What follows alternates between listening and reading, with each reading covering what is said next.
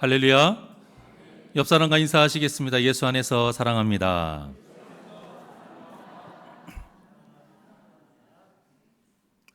오늘 찬양대 찬양을 듣는데 저도 모르게 이렇게 미소가 지어지는 거예요. 덩치 좋은 건장한 우리 남자 네 분이 소년처럼 너무 해맑게 찬양을 부르시길래 이 모순이 너무 좋은 모순 기분이 너무 좋고 은혜스러워서 말씀 전에 한번 말씀드려봤습니다. 아브라함이 13년 만에 하나님의 음성을 듣고 또 새 이름도 받고 또 사라도 사레도 사라라는 새 이름을 받고 또 새 언약을 또 받고 또 할례를 행했습니다. 그리고 나서 그리 긴 시간이 지나지 않을 때가 이제 오늘 본문의 상황이에요. 이때 배경이 언제입니까? 1절에 보게 되면 어디라고 나와 있어요? 마므레의 상수리 나무라고 말해요. 이곳은 참 의미가 있는 곳입니다. 어디냐면 기억나실지 모르겠지만 아브라함과 롯이 헤어지고 나서 아브라함이 제단을 쌓고 거주하게 된 곳인 거예요. 자, 그래서 아브라함이 마므레의 상수리 나무에 있다라는 뜻은 무슨 뜻이냐? 계속 하나님께 예배하며 살았다는 뜻인 거예요. 예배자의 삶을 살았다는 거예요. 믿음으로 거룩하게 살았다라는 뜻인 거예요. 바로 우리가 본받아야 될 삶인 것이죠. 거룩한 산제물의 삶. 자, 그런데 우리가 하나님께서 기뻐 받으시는 거룩한 산제물의 삶을 살려면 그 시작이 어디에서부터 시작이 된다? 바른 신앙생활, 바른 예배에서부터 시작된다는 거예요. 예배를 사모하는 자만이 세상에서 거룩한 산제물의 삶을 살 수 있다는 것을 믿으시기를 바랍니다. 여러분들이 일주일에 한 번 드리는 이 예배가 그저 아무 아닌 것 같고 습관적인 것 같고 어떠한 가뭄이 없을 수 있겠으나 아닙니다, 여러분. 이 시간은 굉장히 귀한 시간이에요. 왜냐? 내가 이 시간을 어떻게 붙잡느냐에 따라서 여러분 일주일의 세상의 삶이 결정이 되는 거예요. 이 예배에서부터 우리가 거룩하지 못한데, 이 예배에서부터 우리가 하나님을 보지를 못하고, 이 예배에서부터 하나님을 붙잡지를 못하는데 어떻게 세상에서 하나님과 동행하는 삶을 살 수 있겠어요? 우리가 예배에서 승리합시다 라는 말은 결국 무엇이냐면, 예배에서 승리해야 세상에서도 뭐 할 수 있기 때문에 승리할 수 있기 때문인 거예요. 이것을 그저 예배 빠지지 말라는 잔소리 또 하시네, 설교도 재밌게 안 하면서 졸지 말라고 그렇게 말씀하시네, 이런 뜻이 아닌 거예요, 여러분. 설교할 때 아멘 크게 하라는 또 그렇게 우리에게 무언의 압박을 주시네, 그런 거 아니에요. 우리가 이 예배 시간에서 승리하지 못하면, 이 예배를 통해서 하나님을 보지 못하면 세상에서도 우리가 승리할 수 없기 때문인 거예요. 거룩하게 살기를 원하십니까? 예배에서 승리하시기를 바랍니다. 아브라함의 믿음이 점점 성장하는 것 중에 하나가 무엇이냐? 이 아브라함이 또 믿음이 또 성장하고 있구나 라를 나타내는 말씀이 무엇이냐? 마므레의 상수리 나무예요. 여기에서 아브라함이 기거했다라는 것입니다. 제단을 쌓은 곳에서 계속 제단을 쌓으면서 하나님을 찾은 거예요. 이곳에 하나님이 찾아오십니다. 두 천사와 함께. 자, 이때가 1절에서처럼 날이 뜨거울 때예요. 요즘 우리나라 여름이 거의 동남아를 넘어선다고 해요. 얼마나 덥습니까? 그런데 우리가 아무리 더워도 이 광야 시대의 더위만큼은 할 수가 없어요. 물론 습하기 때문에 불쾌할 수는 있으나 이 더위의 뜨거움은 광야의 뜨거움하고는 비교할 수가 없는 거예요. 여기는 거의 적도 부근이잖아요. 그러니까 너무 뜨거워서 지금 아브라함이 장막에서 지금 쉬고 있는 때예요. 자, 그때에 3명의 나그네가 눈에 보입니다. 그러자 지금 화면에 보이신 것처럼 이 세 명의 나그네를 본 아브라함이 어때요? 보자마자 장만문에서 막 달려나가서 영접해요. 그리고 몸을 땅에 굽힙니다. 자, 이로 인해서 두 가지 해석이 있어요. 하나는 아브라함이 영향력이 떠져서 하나님과 두 천사를 보고 대접한 것이다. 또 하나는 아니다. 누구인지 모르지만 무더운 날에 떠노는 그 세 명의 나그네가 너무 불쌍한 마음에 긍휼히 여기는 마음으로 이 아브라함이 워낙 선하고 의롭기 때문에 남들보다 훨씬 더 최고로 환대한 것이다. 이렇게 두 가지 해석이 있어요. 여러분들은 어떤 해석을 많이 들어보셨는지는 모르겠지만 보통 첫 번째처럼 하나님과 두 천사로 처음부터 알아보고 했다라고 하게 되면 이 모든 이 아브라함의 행동이 참 귀하고 우리가 본받아야 될 어떤 섬김의 하나님을 향한 예배자의 모습이겠죠. 자, 그런데 그러기에는 좀 부족한 부분들이 많아요. 물론 2절에 보면 영접했다. 생판 처음 보는 존재에다가 어떻게 몸을 땅에 굽힐 수가 있느냐? 이 경배의 모습 아니냐? 또 3절에 보게 되면 주라는 단어도 있어요. 자기를 또 종이라고 말해요. 또 은혜를 입어 싸우면 이런 말을 하는 거예요. 흔히 우리가 하나님께 하는 그런 표현들이 많이 있잖아요. 자, 그래서 우리가 아브라함이 하나님과 두 천사를 본 것이다 라고 해석할 수도 있지만, 자, 여기 3절에 보면 주라는 단어가 이제 우리가 많이 알고 있는 아도나이예요. 물론 여호와 하나님께 아도나이라고 부르기도 합니다. 하지만 이 아도나이라는 말은, 주라는 말은 아내가 남편을 부를 때에도 사용해요. 종이 상전을 부를 때에도 사용하고요. 그리고 상대방을 지극히 높여 부를 때에도 사용하는 단어가 이 주라는 단어예요. 또 종이라는 말도 마찬가지예요. 자신을 겸손하게 표현할 때도 사용하는 단어예요. 그리고 여기에서 주께 은혜를 입어 싸우면 이 말도요. 사실은 한글의 여러 성경 번역본에 보게 되면 제가 드리는 제안이 좋다고 생각하시면 이런 뜻의 표현도 많아요. 그래서 저는 오늘의 이제 이 말씀을 전혀 모르는 나그네를 대하는 아브라함의 그 모습으로 제가 일단 전하려고 합니다. 자, 그렇다면 아브라함이 얼마나 겸손한 사람인지를 알 수가 있어요. 그리고 제가 또 왜 이렇게 전하냐? 자, 히브리서 13장 2절의 말씀인데요. 히브리서 13장 2절의 말씀에 보게 되면 다 같이 시작. 손님 대접하기를 잊지 말라. 이로써 부지 중에 천사들을 대접한 이들이 있었느니라. 아멘. 자, 이 말씀을 아브라함을 빗대서 하는 말씀이다라고 많이 봅니다. 어떤 중에요? 부지 중에. 누군지 모르는 상황인 거예요.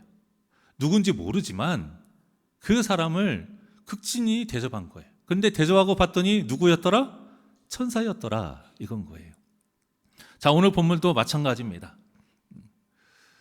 지금 1절부터 그 상황을 이야기를 하고 있잖아요. 너무 뜨거운 때에 오늘 전혀 모르지만 세 명의 나그네를 봤을 때에 아브라함이 그 사람을 귀하게 환대를 합니다. 그러면서 가지 말라 이거예요. 내가 대접하고자 하오니 나와 함께 하자. 그러면서 정성을 다해 대접을 해요. 그것도 송아지까지 잡습니다. 어린 송아지까지. 보통 양만 잡아도 엄청나게 좋은 대접이거든요. 그런데 여기 보니까 기름지고 좋은 송아지를.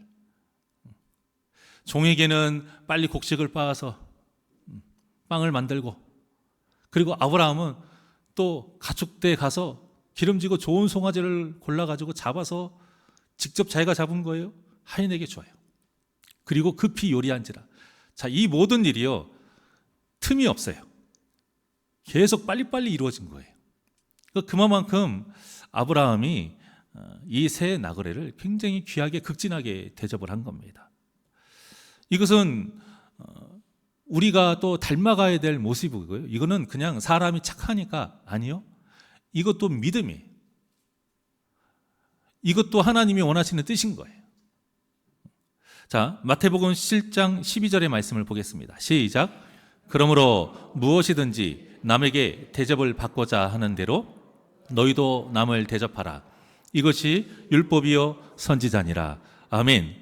자, 여기에서 율법이요 선지자라는 말이 무슨 말이에요? 율법이라는 것은 토라, 모세 오경을 말하는 거예요. 선지자는 선지서를 말하는 거예요. 그러니까 율법이요 선지자니라는 말씀은 구약 성경에서 말씀하시는 하나님의 뜻이다라는 거예요. 하나님의 자녀들이 지켜야 될 하나님의 명령이다라는 거예요. 무엇이요? 남을 대접하는 것. 여기는 광야예요. 이 광야에 기본적인 이들이 가지고 있는 풍습을 알아야 돼요. 문화를 알아야 돼요. 나그네를 대접하는 것은 마땅히 해야 될 덕목이에요, 여러분. 왜냐? 이 메마른 광야에서 나도 나그네가 될 수 있는 입장이 되기 때문에 내가 그 나그네 입장에서 귀 대접을 받으려면 먼저 내가 나그네를 대접해야 된다라는 이 문화가 있었어요. 그 문화의 근거에서 지금 예수님이 이 말씀을 또한 하시는 거예요. 영적인 그 흐름을 연결을 해가지고요. 그러니까 이 아브라함이 나그네를 선대한 것은 당연하면서도 당연하지만 더 귀하게, 더 선하게, 더 극진히 대접을 한 겁니다. 그러니까 1차적으로 그 3명의 나그네를 대접한 것은 마땅히 해야 될 일인 거예요. 그리고 또 하나 그 나그네를 더욱더 극진히 대접한 것은 율법이요 선지자니라. 구약을 통한 하나님의 명령이니라. 즉 하나님의 뜻을 아브라함이 그대로 받고 더 극진히 대접한 믿음의 모습인 것입니다. 제가 전에도 말씀을 드렸죠. 성도들이 서로를 사랑하라. 성도가 서로를 섬기고 또 그들을 이해하라. 착해지라는 뜻이 아니라는 거예요. 착한 사람만이 할 수 있는 것이 아니라는 겁니다. 무엇으로 하는 거예요? 믿음으로 하는 거예요. 왜? 하나님이 말씀하셨으니까. 왜? 예수님이 가르쳐 주셨으니까. 왜? 예수님이 그렇게 사셨으니까. 그래서 우리가 하나님의 말씀을 그대로 받아야 될 하나님의 자녀로서, 예수님을 닮아가야 할 예수님의 제자로서, 작은 예수로서 반드시 행해야 될 모습이기 때문에 그 모든 것을 무엇으로 하는 거예요? 믿음으로 하는 것이다, 이 말이에요. 내가 착해서 하는 일이 아니라는 것입니다. 마태복음 25장 45절과 46절입니다. 시작. 예.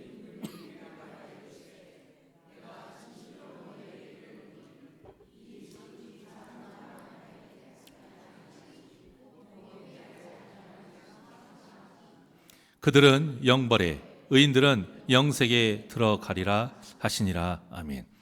자, 이 45절 보게 되면 그 앞에 또 한 번에 이와 같은 뜻으로 뭐라고 말씀하시냐면, 여러분들이 잘 알고 있는 것, 지극히 작은 자 하나에게 진심으로 대접하고 선대하면 곧 누구에게 하는 것이다? 나에게 하는 것이다. 똑같은 뜻인 거예요. 지극히 작은 자 하나에게 하지 아니한 것이, 그들에게 선대하지 않고 함부로 대하면, 악하게 대하면 나에게 그렇게 한 것이와 똑같다라는 거예요. 46절에 보면 그들은 영벌에, 나를 악하게, 그 작은 자에게 악하게 대한 자는 나에게 악하게 대한 것과 같기 때문에 뭐가 나와요? 영벌에 취해지게 되고요. 그 전에 예수님이 가르친 것처럼 그 작은 자도 귀하게 대하고 선하게 대하면 곧 그게 누구에게 한 것이다? 나에게 한 것이기 때문에 그들은 의인이기에 영생에 들어가리라, 이 말씀을 하신 거예요. 그러니까 우리가 누군가를 선하게 대하고 귀하게 대하는, 특히 한 몸을 이룬 우리 형제 자매에게 우리가 선하게 대하고 귀하게 대하고 섬기는 것은요, 마땅히 해야 될 거예요. 그래서 사도 바울도 뭐라고 했어요? 죽게 하듯 하라라고 한 거예요. 죽게 하듯 하라. 죽게 하듯 하라는 거예요. 이 예수님의 가르침이신 겁니다. 우리 사랑하는 새날교회 모든 성도님들이 서로를 바라볼 때에 내 한 몸으로 바라보세요. 여러분들 지체 중에 좀 굉장히 소중히 여기는 지체 있죠. 좀 나름 자랑할 만한 거. 대부분 얼굴이시겠지만 어떤 분에게는 뭐 손가락일 수도 있고 예쁜 손가락, 뭐 다리 각선미일 수도 있고, 모 연예인 보니까 뭐 다리 보험이 몇 억, 뭐 10억 뭐 이랬대요. 외국 연예인들은 뭐 그렇게 신체의 어떤 부분을 그렇게 보험을 든대요. 귀하고 예쁘니까. 여러분들이 성도를 바라볼 때 그렇게 보라는 거예요. 여러분 신체 중에 어떤 못생기거나 부끄러운 어떤 그렇게 신체를 바라보지 마시고, 제 비밀을 하나 말씀드리자면 제가 좀 부끄러워하는 게 엄지발가락입니다. 왜냐하면 엄지발가락이 전구따마처럼 생겼거든요. 그래도 그렇게 생겼다고 해서 못생겼다고 씻지도 않고 발톱도 안 깎을까요? 아니잖아요. 상처 나면 약을 안 바르나요? 아니잖아요. 그런데 정말 내가 귀하게 여기는 여러분 얼굴 보세요. 맨날 바르고 뿌리고 가리고 또 닦고 하지 않습니까? 성도를 그렇게 바라보라 이거예요. 성도를 그렇게 섬기라 이거예요. 그것이 마땅하다. 무엇이 있기 때문에? 믿음이 있기 때문에. 무엇이 있기 때문에? 예수가 있기 때문에. 무엇을 품었기 때문에? 하나님의 마음을 품었기 때문에. 사랑하는 여러분, 성도를 대하고 하는 것은 사람과 사람처럼 대하듯이 착해서 하라는 것이 아니라 예수님이 가르쳐 주신 것처럼 믿음으로 하신다라는 것을 꼭 기억하셔서 서로를 사랑으로 섬기고 또 품어주고 또 사랑하는 복된 심령들 되시기를 주님의 이름으로 축원합니다. 물론 아브라함이 하나님이신 것을 알아채긴 합니다. 그때가 9절부터예요. 9절. 자, 9절 시작. 그들이 아브라함에게 이르되 내 아내 사라가 어디 있느냐? 대답하되 장막에 있나이다. 아멘. 갑자기 이렇게 말을 해요. 아브라함에게 네 아내 사라가 어디 있느냐? 보통 네 아내 어디 있느냐 이렇게 묻죠. 그런데 지금 뭐라고 해요? 이름을 분명히 얘기해요. 그것도 하나님께 새로 받은 이름을 이야기하는 거예요. 네 아내 사라가 어디 있느냐? 그러니 아브라함의 입장에서 어떨까요? 깜짝 놀라죠. 아, 이분이 여호와이시구나. 아, 이분이 천사구나. 느끼기 시작하는 거예요. 자, 그러면서 10절에 보면 이제 확신을 하게 돼요. 자, 시작. 그가 이르시되 내가 반드시 내게로 돌아오리니 내 아내 사라에게 아들이 있으리라 하시니 사라가 그리 장문문에서 들었더라. 아멘. 어떻습니까? 이 말씀 자체가 또 뭐예요? 얼마 전에 13년 만에 찾아오신 하나님께서 들려주신 그 하나님의 음성을 통해서 다시 확실하게 들었던 그 말씀 아니에요. 반드시 네 아내 사라를 통해서 아들을 낳을 것인데 그 아들의 이름을 무엇이라 하라? 이삭이라 하라. 그 약속 그대로 또 말씀하시잖아요. 그러니까 이 9절과 10절을 통해서 이분이 하나님이시요 또 천사라는 것을 깨닫지 않을 수가 없는 거예요. 자, 그러니 아브라함이 부지 중에 대접한 것이 얼마나 귀한 일입니까? 여러분, 부지 중이라는 게 무슨 뜻이에요? 내가 미처 따지지 않았다라는 거예요. 이게 누구든 상관하지 않는다라는 거예요. 차별하지 않는다라는 거예요. 계산하지 않는다라는 거예요. 그냥 당연하게 습관적으로 당연하게 나온 거예요. 몸에 밴 거다 이 말이에요, 여러분. 그냥 그 자체인 거예요. 이것이 믿음인 것입니다. 여러분, 믿음은 계산하지 않는 거예요. 이렇게 하면 하나님이 기뻐하시겠지라는 믿음보다 더 귀한 믿음은 뭐예요? 당연하게 부지 중에 아무 계산 없이 그냥 습관적으로 나오는 거예요. 이것이 하나님이 기뻐하시는 진짜 믿음인 겁니다. 자, 이렇게 아브라함은 하나님의 말씀을 듣고 깜짝 놀랐을 거예요. 그리고 사라를 부릅니다. 그런데 이 10절의 말씀을 듣고 사라가 어떻게 하죠? 11절 상황이 지금 아브라함과 사라는 지금 이런 상황이에요. 그러다 보니까 사라가 12절과 같이 합니다. 자, 시작.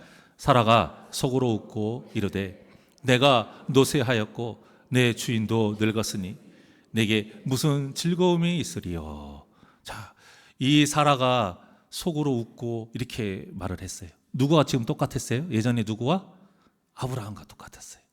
아브라함도 처음에 그 하나님의 말씀을 들었을 때 속으로 웃었잖아요. 그러면서 뭐라고 해요?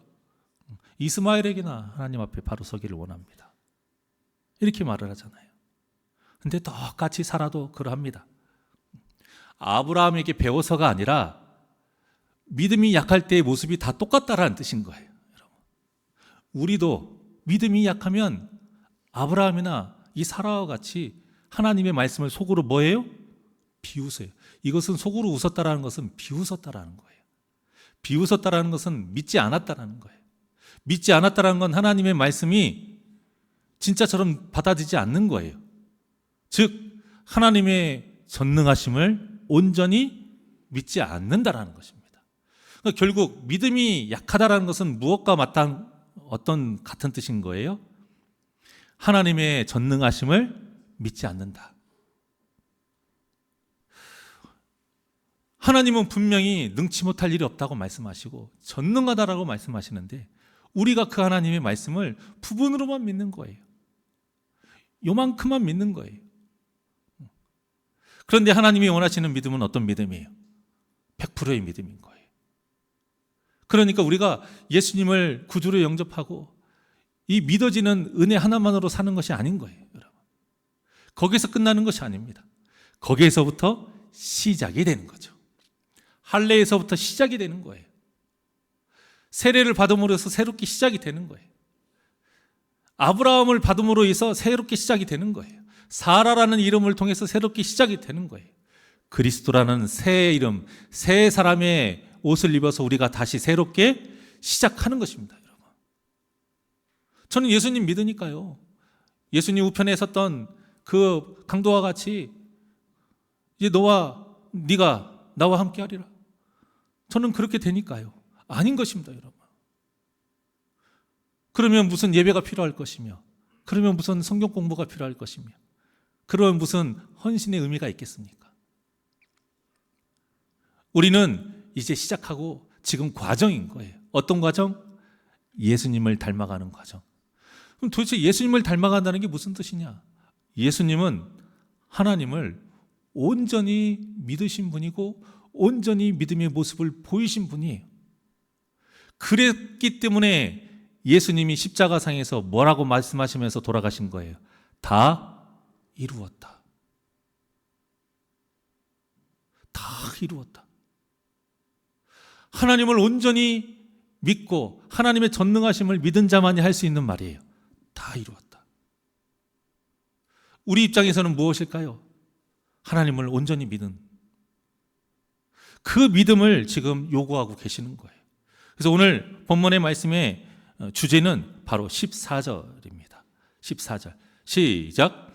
여호와께 능하지 못한 일이 있겠느냐? 기한이 이를 때에 내가 내게로 돌아오리니 사라에게 아들이 있으리라. 아멘. 할렐루야. 여호와께 능하지 못한 일이 없음을 믿으시길 바랍니다. 그런데 이 아멘이 우리가 하기는 하지만 진짜 삶 속에서 아멘이 나오느냐 그거예요.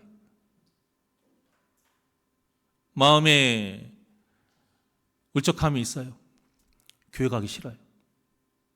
이거 자체가 하나님의 전능하심을 믿지 못하는 증거예요.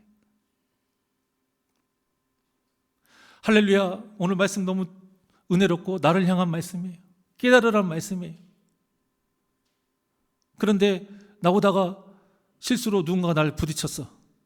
에이, 마음에서 갑자기 울컥해요. 하나님의 전능하심을 믿지 못하는.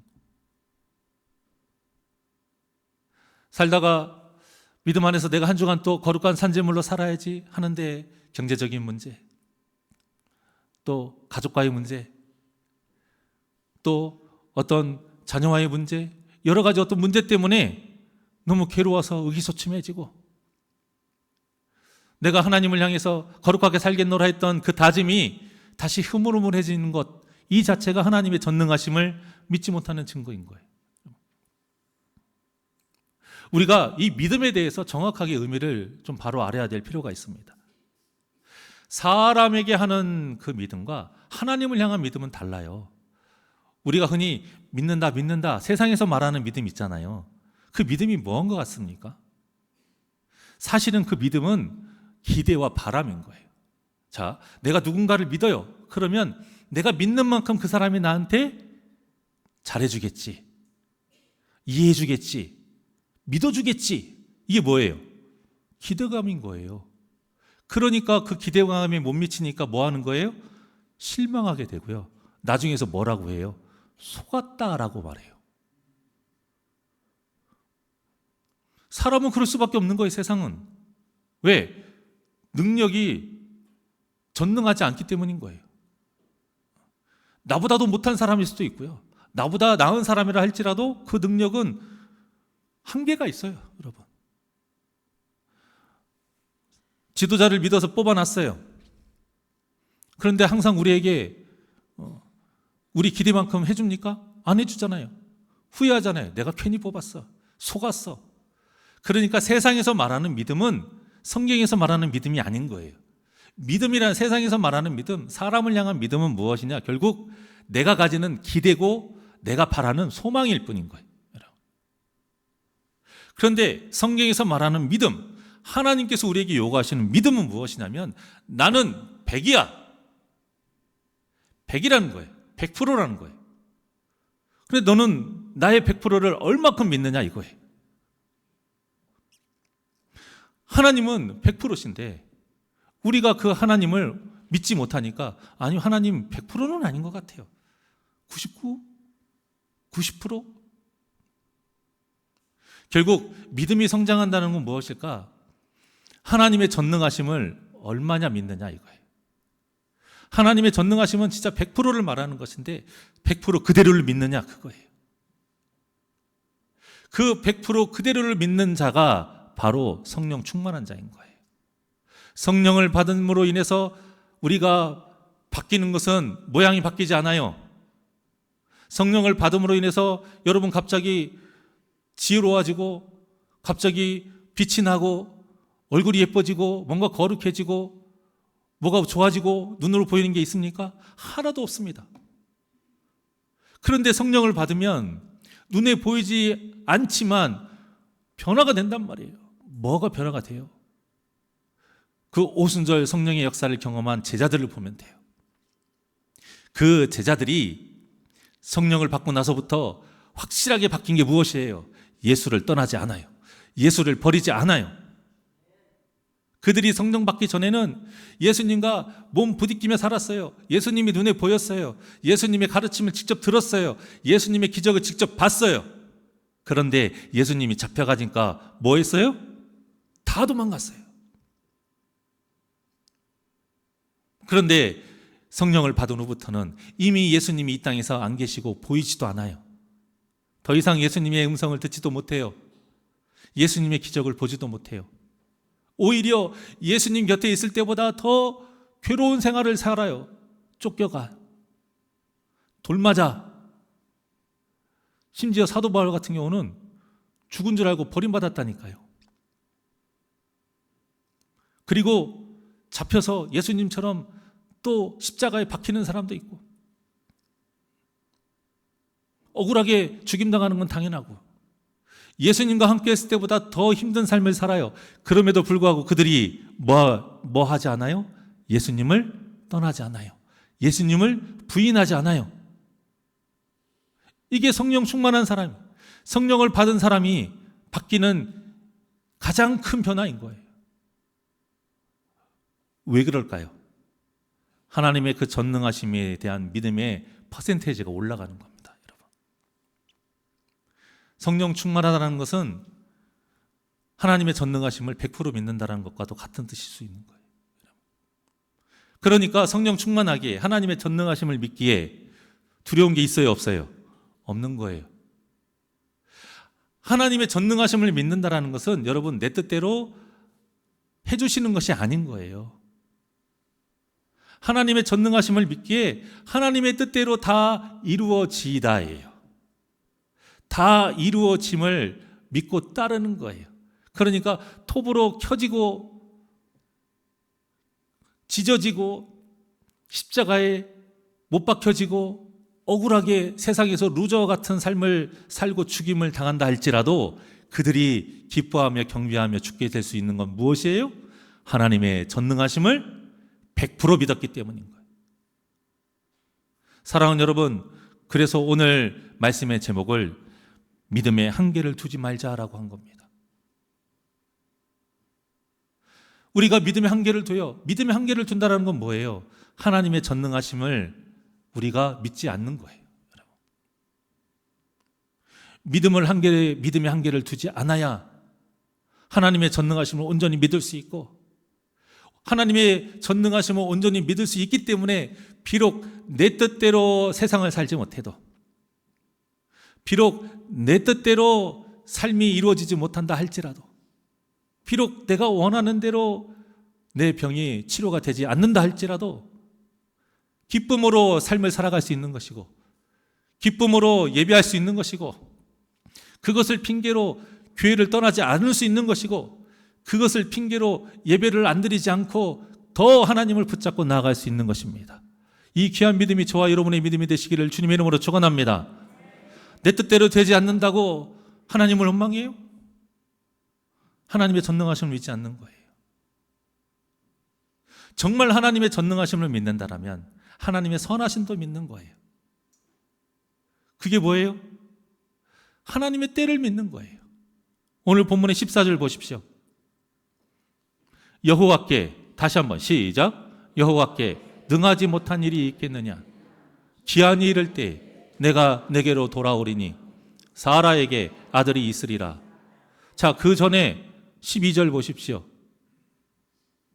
11절 시작. 아브라함과 사라는 나이가 많아 늙었고 사라에게는 여성의 생리가 끊어졌느니라. 이게 사람의 생각인 거예요.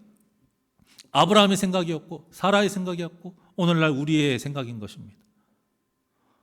제가 나이가 얼마인데요? 저 못해요, 하나님. 저 얼마나 바쁜지 아시잖아요. 저 못해요. 제가 얼마나 자녀들에게 시달리고 남편에게 시달리는지 아시잖아요. 저 못해요. 어떻게 하라는 거예요? 우리가 하나님께 내는 핑계거리입니다. 11절이. 그런데 하나님은 14절처럼 말씀하시는 거예요. 내가 능하지 못한 일이 어디 있느냐? 기한이 이를 때에, 이 기한은 누가 정하시는 거예요? 하나님이 정하시는 거예요. 너희들이 나의 전능함을 믿는다라면 그럼 나의 선한 뜻을 믿어라. 반드시 내가 정한 기한이 있다. 그때에 내 뜻대로 다 이루어질 것이다. 그러니 너는 뭐 하라는 거예요? 믿고 인내하고 기다리라 이거예요. 인내하는 믿음이 없는 자는 이기적인 사람이에요. 우리가 하나님을 향한 믿음을 이기적으로 믿잖아요. 그러면 무엇이 없냐면 인내가 없어요. 못 참아요. 왜? 하나님을 믿긴 하는데 내 뜻대로 해주기를 원하니까. 아니요. 그건 이기적인 믿음이에요. 여러분. 우리의 믿음은 내가 주관이 아니에요. 내가 주인이 아니에요. 내가 주인인 믿음이 이기적인 믿음이에요. 아닙니다. 우리의 믿음의 주체는 누구예요? 하나님이세요. 하나님이 나의 주인 되시기 때문에 하나님의 뜻대로 이루어지기를 바라는 믿음이 저와 여러분에게 있기를 원합니다. 그래서 예수님이 우리에게 기도를 가르쳐 주실 때 뭐라고 했어요? 먹을 것, 마실 것, 입을 것을 위해서 구하지 말으래요. 왜? 그렇게 구하면서 신앙생활을 할 수 있어요. 그렇게 신앙생활을 하는 것을 이기적인 믿음인 것이기 때문에. 먼저 주의 나라와 의를 구하라. 이건 무슨 뜻이에요? 하나님의 뜻대로 이 땅에 이루어지기를 바라라 이거예요. 하나님의 뜻대로 이 땅에 이루어지기를 바라라. 비록 내가 원하는 대로 살지 않는다 하더라도. 결국 우리 믿는 자들의 믿음의 한계를 깨지 못하는 가장 마지막은 무엇일까? 우리가 곰곰이 생각해보고 곰곰이 따져보면 그거예요. 내 뜻, 내 원, 내 이기적인 믿음. 요한계시록에서 이기는 자의 삶을 사는 것, 짐승의 표를 받는 것. 결국 왜 짐승의 표를 받을까? 이기는 자의 삶을 살지 못하지 왜 못할까? 내 뜻 먹고 마시는 것이에요. 먹고 마시고 입는 것이에요. 그래서 그 대표적으로 초대교인들이 돈이 있는데도 못 사 먹었다고 그랬잖아요. 왜요? 길드에 가입이 안 되니까. 길드에 가입하는 조건은 딱 하나예요. 무엇이에요? 로마 황제를 신이라고 인정하고 섬기는 거예요. 예수를 버리라는 거 아니에요. 예수 섬기지만 로마 황제를 같이 섬겨라 이거예요. 그런데 초대교인들이 그걸 섬기지 않았어요. 근데 많은 사람들이, 섬기는 사람들이 생겨난 거예요. 내가 다시 그때로 돌아가서 유대교로 돌아가고 다시 그렇게 하면서 로마의 황제도 섬기면 먹고 사는 것도 편하고 또 같은 내 식구들한테도 구박 안 받고 얼마나 좋아. 그러지 말라고 그들을 향해 강하게 책망하고 권면한 성경이 뭐라고 했습니까? 히브리서인 거예요. 그것들이 맞물리면서 요한계시록에 나오는 그런 내용들을 보게 되면 결국 우리가 끝까지 버리지 못했던 것은 먹을 것, 마실 것, 입을 것이 이기적인 믿음, 믿음의 한계인 것이. 오늘 본문의 11절과 같이 늙었잖아요. 이미 저는 생리가 끝났잖아요. 그래서 사라가 어떻게 해서 13절처럼 속으로 웃은 거예요. 그래서 예수님이 우리에게 말씀하시는 겁니다. 너희가 아직도 세상의 그 환경과 그 세상의 기준으로 한계를 짓고 있느냐? 그러면서 너희가 나의 이 말을 비웃고 있느냐? 비웃지 말라 이거예요. 나는 여호와니라. 능하지 못한 일이 없는 여호와니라. 전능하신 하나님이라. 반드시 내가 정한 기한에 이를 때에 너에게 내가 약속한 그 모든 것들이 이루어질 것이다. 사랑하는 여러분, 하나님께서 우리에게 약속해 주셨어요. 우리는 반드시 구원받는 줄 믿습니다. 우리의 예수님 이 땅에 반드시 오실 줄 믿습니다. 그때가 언제예요? 몰라요. 하지만 그때는 반드시 옵니다. 왜요? 누가 약속하셨기에? 누가 약속하셨기에요? 그냥 하나님이라고 하면 안 돼요. 전능하신 하나님이. 누가 약속하셨기에요? 전능하시다는 게 뭐예요? 능하지 못한 일이 없으시다라는 거예요. 하나님의 능력치는 맥시멈 100%라는 거예요. 못할 일이 없는 완전체시라는 거예요. 그 전능하신 하나님이 우리에게 말씀하셨으니 세상의 믿음처럼 그저 기대하고 바라는 것이 아니에요. 우리의 믿음은 100% 완벽하신 하나님, 완전하신 하나님을 내가 얼마만큼 믿느냐의 싸움인 거예요, 여러분. 근데 그 싸움이 그냥 되겠습니까? 아브라함을 이렇게 장황하게 설명하신 것은 야, 아브라함 믿음 좋지 않아? 아니라니까요. 그렇게 우리가 좋다, 믿음의 조상이라고 불렸던 아브라함도 이 모든 과정이 있었어요.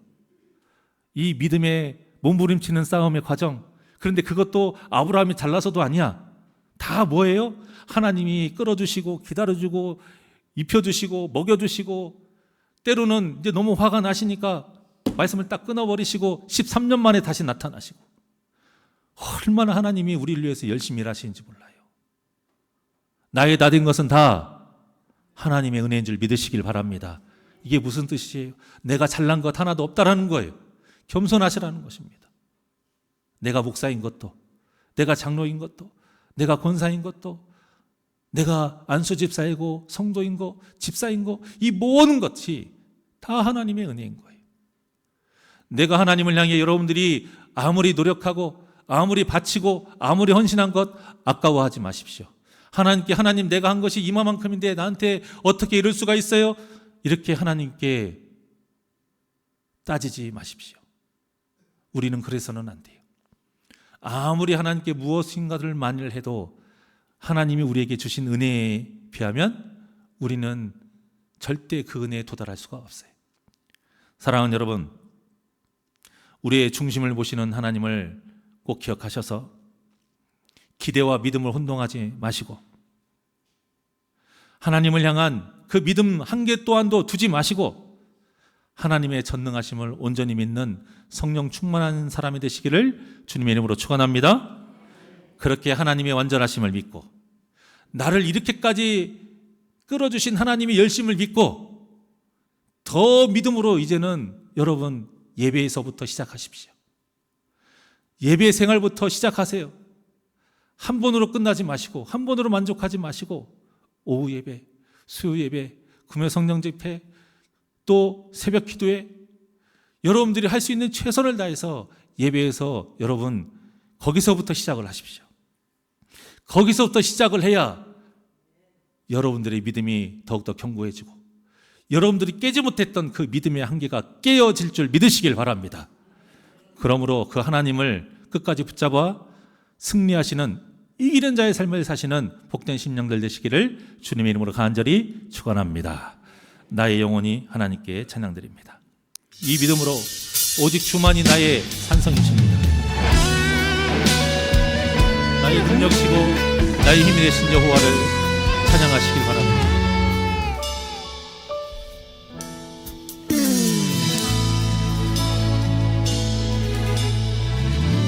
나의 영혼이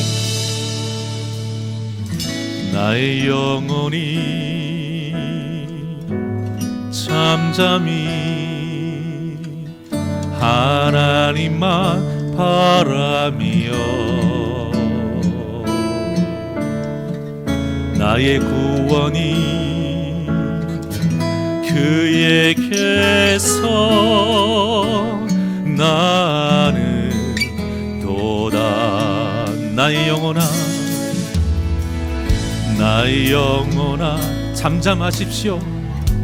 참 겸손히 하나님만 바라보십시오. 하나님만 바라라. 나의 소망이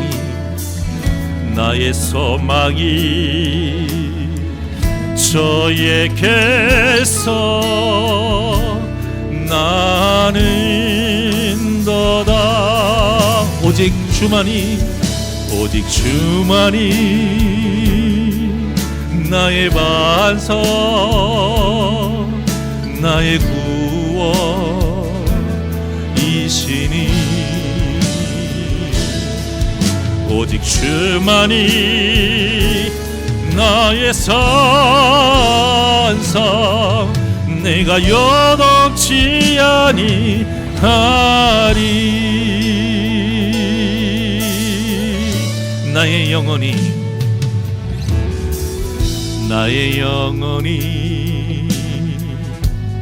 간절히 여호와를 갈망하며 나의 입술이 여호와를 찬양하리. 나의 영혼이 즐거이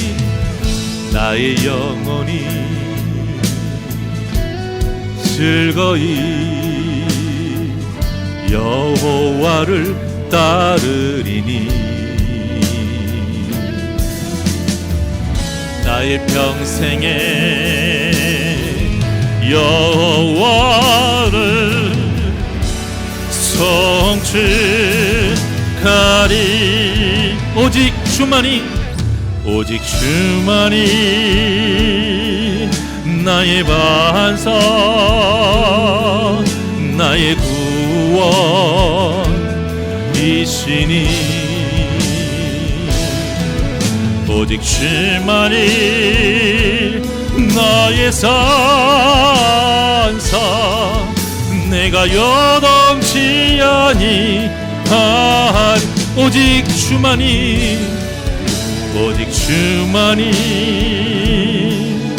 나의 반석, 나의 구원이시니 오직 주만이 나의 산성, 내가 여동치 아니. 우리도 손을 가슴에 얹고 나의 구원, 나의 영광, 나의 구원 나의 영 오직 하나님께 있습니다. 하나님께 있으니 내 힘의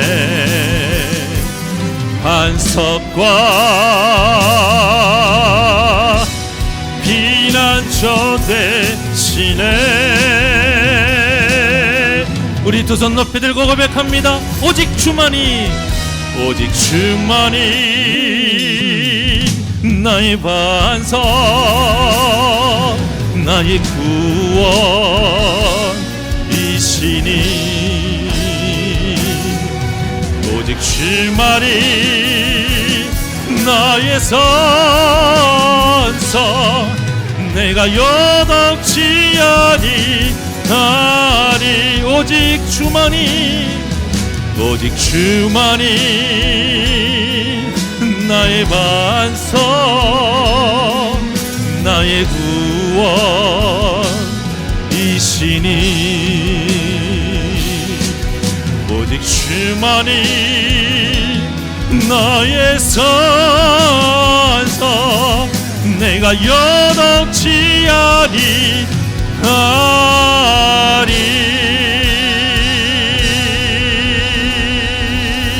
기도하시겠습니다. 전능하신 하나님 아버지, 하나님의 전능하심을 믿습니다. 하나님의 전능하심을 믿고 어떠한 고난과 풍파 속에서도 나의 믿음의 한계를 깨고 요동치 아니하고 오직 주님만을 붙잡는 굳건한 믿음으로 나아가기를 원하오니 성령 충만케 하여 주시어 오직 이 믿음으로 예배를 통해 나의 믿음을 견고히 세워 이 땅에서도 거룩한 자로서 거룩한 산재물로 승리하며 나아가게 하여 주시옵소서. 사랑하는 우리 귀한 심령들, 이 땅에서 이 세상에서 한 주간 또한 많은 사탄의 유혹과 공격이 있을진데 오직 전능하신 하나님만을 바라보며 내 믿음의 한계를 깨고 기도하며 성령 충만함으로 이기는 자의 삶을 살아가게 하여 주시옵소서. 감사함이 예수님의 이름으로 기도하옵나이다. 아멘.